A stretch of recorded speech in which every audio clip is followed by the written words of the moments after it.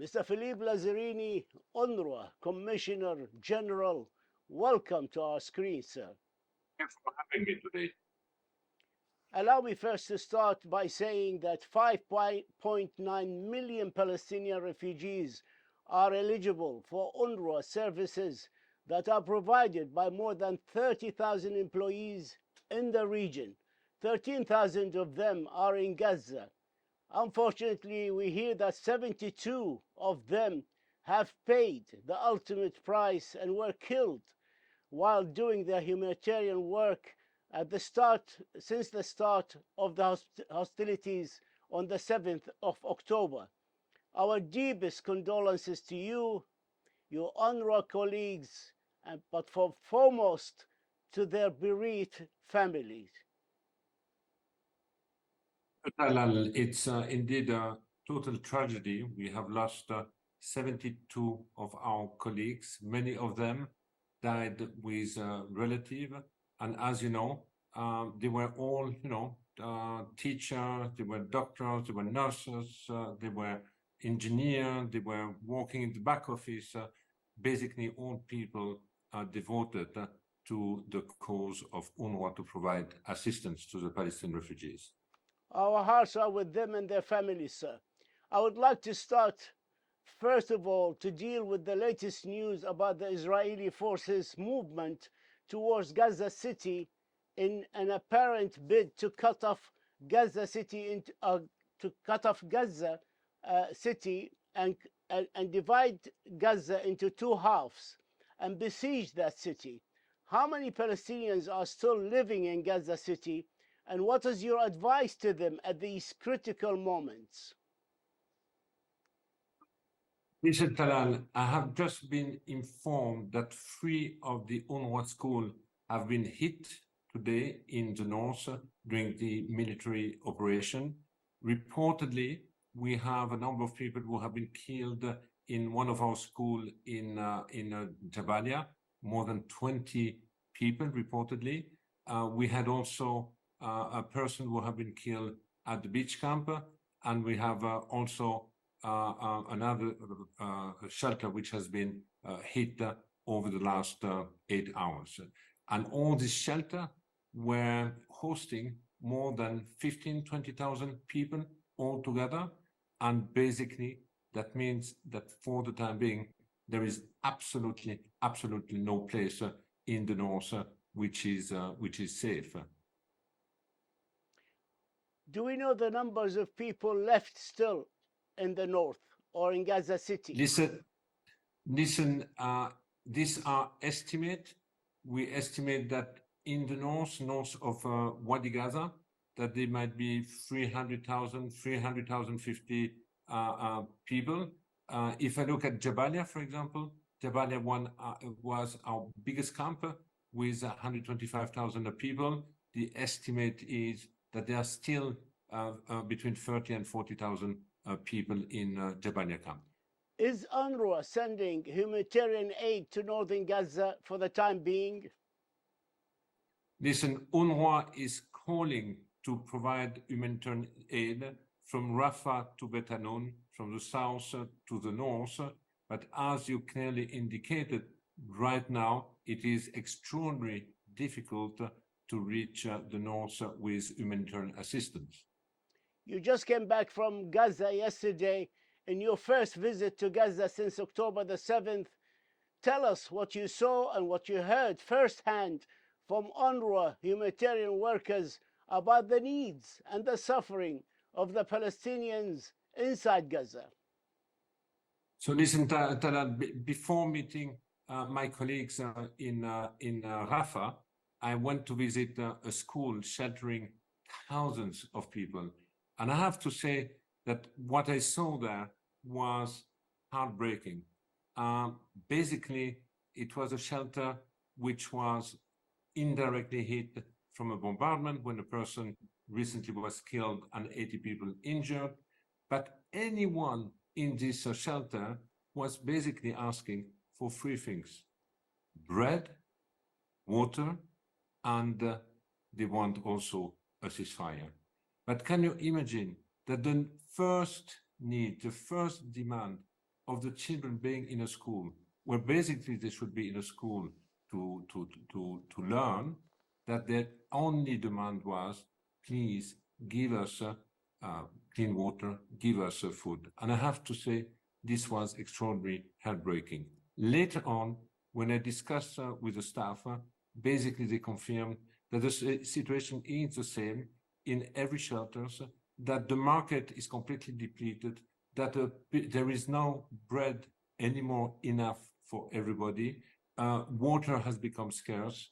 And as you know also, the fuel is becoming scarce. And we say no fuel means no generator for the hospital, say no water pump, say no functioning bakery. And ultimately, if we run out of fuel, that also means we would have to stop our humanitarian operation, because you need also fuel to move the trucks into Gaza Strip. There is another crisis is looming in the West Bank, with increased violence and movement restrictions, which are also impacting UNRWA services. 128 Palestinians killed and 2,274 injured by settlers, and that's according to the United Nations figures which I have. Israel, as the occupier, has the obligation to protect civilians, but it's not doing so. What can the West Bank Palestinians do in this case? You're right, Talal. It is the responsibility of Israel. It is also the responsibility of Israel to better control the behavior of unchecked settler right now, which seems to impose the law and order and a lot of revenge attack against the Palestinian. The number of people killed since the beginning of the year is staggering, much more than last year, which was considered as a record year. And as you said, right now, there is an inability for the people to move from one governorate to the other one. And most of the people who had a job in Israel do not have anymore an income. And with reduced mobility, with the increased violence, we have also a tragedy looming. Silent tragedy, because not all the spotlight are there, but we are deeply, deeply concerned about this situation. The Security Council is still silent on the war on Gaza. How do you see and explain this international community silence in what's happening in Gaza and Palestine? I wouldn't say silence. The Security Council did not succeed to agree on a resolution. There have been so far 4 drafts which have been submitted, and none of them has been endorsed. And this is the reason why it has been brought to the General Assembly, and at the General Assembly, there have been a resolution adopted calling for an humanitarian pause, calling for the humanitarian assistance to be poured into the Gaza Strip. Unfortunately, the General Assembly resolution is a non-binding resolution. And indeed, what you are asking is also the expression on how the world today is divided. Yes, you're right, but they are now discussing an E10. The 10 non-permanent members have put a resolution draft to the P5, and what I hear is not encouraging and doesn't augur well, actually. There are differences between the P5. Each one of them is sticking to his position and his priorities. But we move on to the health situation. The World Health Organization stated that a public health catastrophe is imminent in Gaza, as epidemics are spreading fast due to the lack of clean water, medicine, and hygiene products. What are your main concerns, and is any help available for the sick? Listen, I agree with this concern of WHO. I saw it firsthand yesterday when I visited the school. I mean, the sanitary conditions in this school were just appalling. But this is also due to the lack of water. But we also know that because of the lack of fuel, very soon the sewage water in the different cities will be poured in the street. And I have also warned that very soon we will see the siege which is currently imposed on the Gaza Strip will also be the cause of a number of deaths. So we are already confronted to a tragedy. It is hell on earth right now in Gaza, but unfortunately, it seems that this tragedy is turning into a major catastrophe, and we should not underestimate on the eve of the winter the risk of a massive health hazard in the Gaza Strip. You talked about the fuel crisis, but with the increasing aid traffic coming through Rafah, Israel is still saying it will not allow fuel into Gaza, claiming that Hamas will take it and stockpile it, and that Hamas is stealing from the hospitals this fuel. With fuel running out soon, what is your plan to meet this eventuality? Listen, Talal, our fuel is running out. There was still some fuel available recently from the commercial, also fuel which have been brought in the Gaza Strip for the main electricity plant. Now, even this fuel, we have been able to pick it up. I think today, for example, in coordination with the Israeli, we have brought back 120,000 liters, but these are the last remaining liter of fuel available in the Gaza Strip. Our team are rationing on the daily basis the use of the fuel, decrease every day the quota being provided to bakeries, to hospitals, to the water station, but sooner or later, which is a question of day, if we cannot bring fuel, we will have to put an end to our operation. That is very grim news for the needy people who are in desperate needs in Gaza. But I can understand. But go ahead, please. That stress even more the importance. That stress even more the importance of fuel. We do not have the luxury of time anymore, but fuel can be provided very easily. I believe that if there is a political will, we can make it happen. The needs of UNRWA, the needs of the humanitarian partners, the needs of our recipient are extremely well known. For the time being, we need about 160,000 liters a day to properly function. But what is also true, Talal, is that with the total collapse of the last remaining public infrastructure in the south, and also the collapse of the private sector, the demand on fuel from other corner of the Gaza Strip will even go beyond this 160,000 liters a day that we need for our own operation. The ceasefire.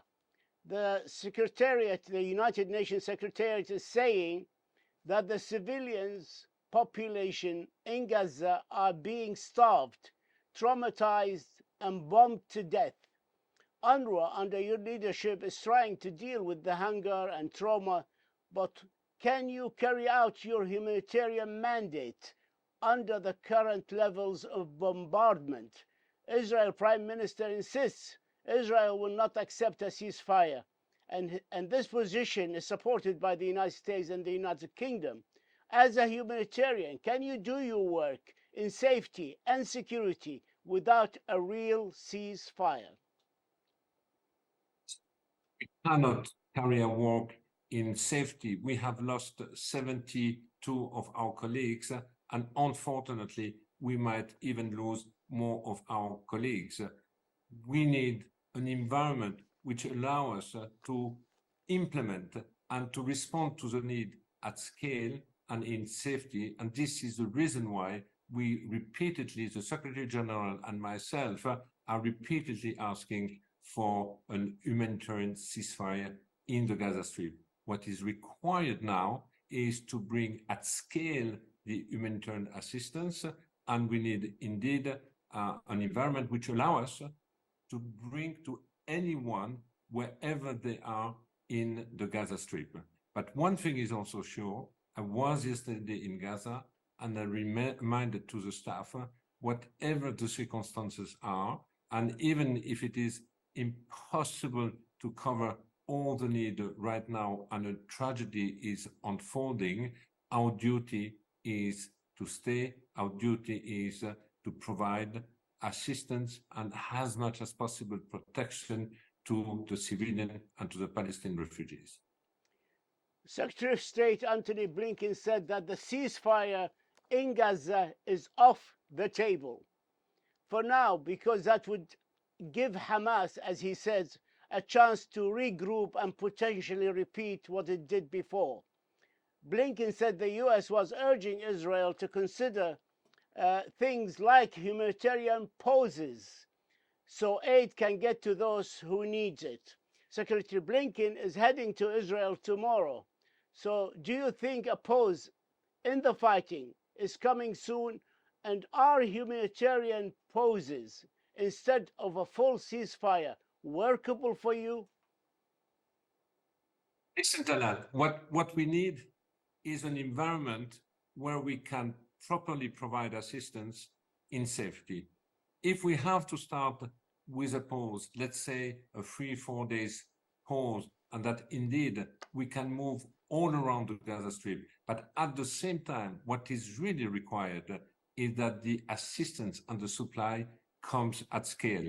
We have to significantly scale up, because if we are not doing this, we take also the risk to be confronted to an environment where civil order is imploding. And we have seen it over the last few days, that out of despair, out of the fact that the market and every warehouses are depleted from assistance, that we have seen hundreds of people queuing behind bakeries with the hope and claiming that they need to have a loaf of bread. Today, people can even struggle for a loaf of bread.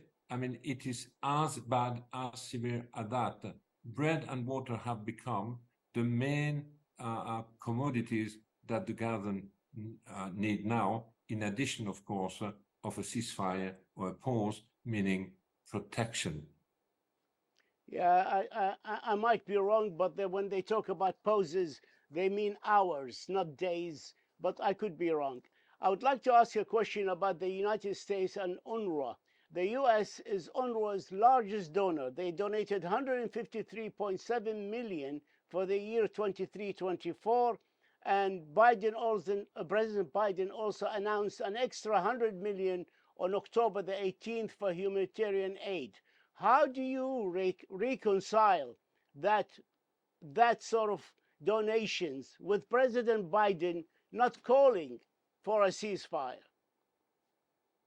So listen, to every member state, we are asking, please make sure that a humanitarian ceasefire be put in place. But Talal, you were talking about a humanitarian pause. Other people are talking about a humanitarian truce. Ultimately, what we need, and I go back and I repeat, we need an environment where we can safely reach the people, an environment where enough assistance is being brought into Gaza Strip. For the time being, the handful of trucks, even if it has increased over the last few days, is far from being enough to cover the need of 2.2 million people in the Gaza Strip. My question was really, is there a contradiction between not asking for a ceasefire in the Security Council by the administration and the amount of help, and they are one of your biggest, if not the biggest, donor to UNRWA, the United States administration position? Is there a contradiction as far as you're concerned? Listen, I think quite a number of countries anyway in their policy have a contradiction. Now, as far as UNRWA is concerned, it is the financial contribution of the United States is absolutely critical.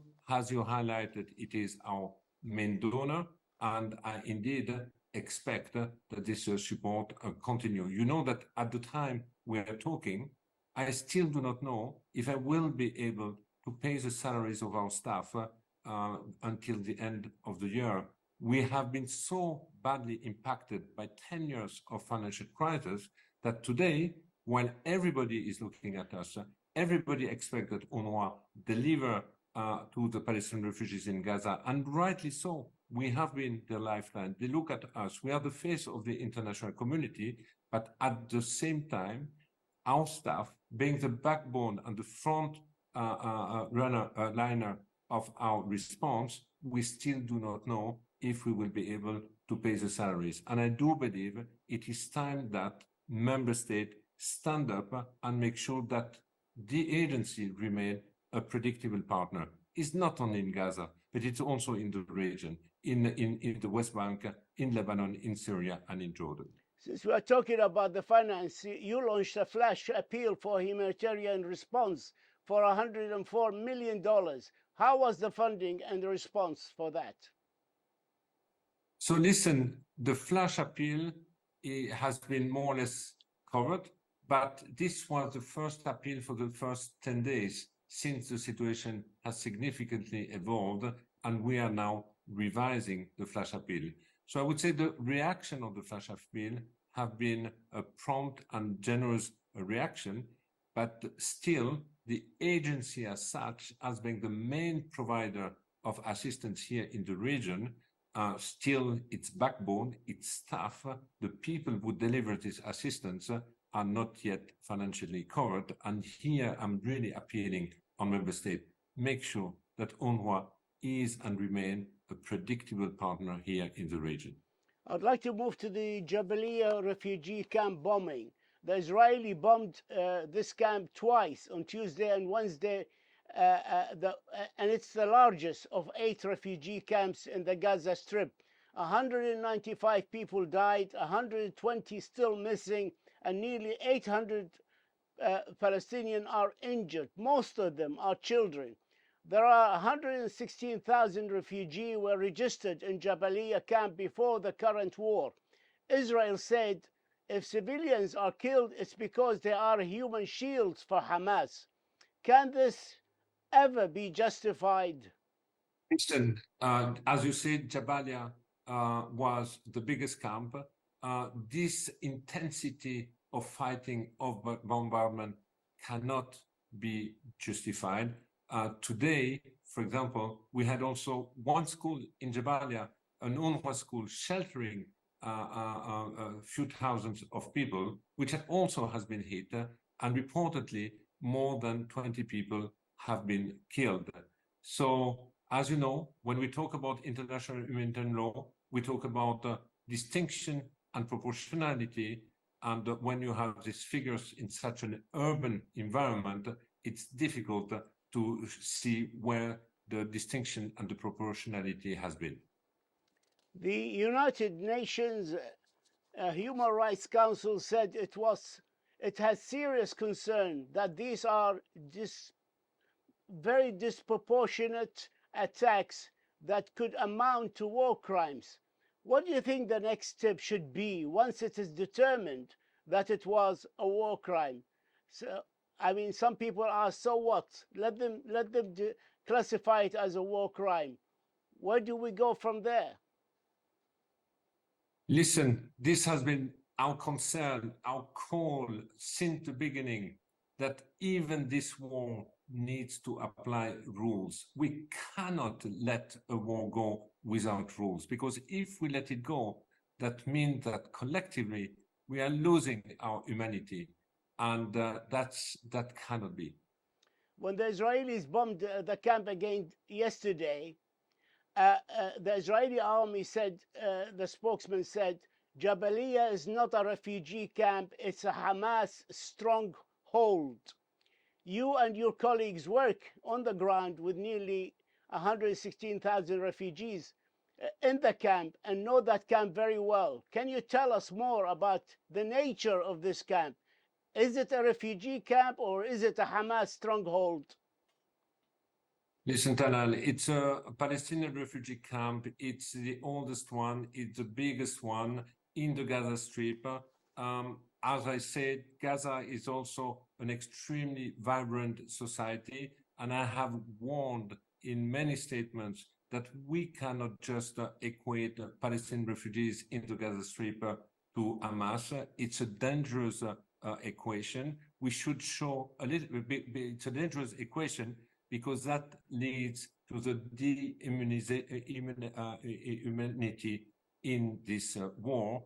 And that's the reason why I do believe it is important to remind everyone that behind any person killed, any face, any civilian, any child, I mean, you have a human face. And I hope that we will also be able to show a little bit more empathy vis-a-vis the people of Gaza. But this equation is a very dangerous one because basically it's justify what is unjustifiable. Israel says that this war will be a long fight ahead. Do you think there's still hope for an early end to the war that enables UNRWA to give up, to gather up the pieces? So listen, the people in Gaza, which I met yesterday, feel completely abandoned by the international community. And the more this war will continue, the more they will feel that they have been completely dropped out. And the more they feel that they are dropped out, the more this will cement and solidify the polarization here in the region, and the further we will be from any peace prospect. Mr. Philippe Lazzarini, time has caught up with us. We thank you for this interview and we thank you for your insight and we wish you the very, very best. Thank you, sir. Thank you. Thank you so much.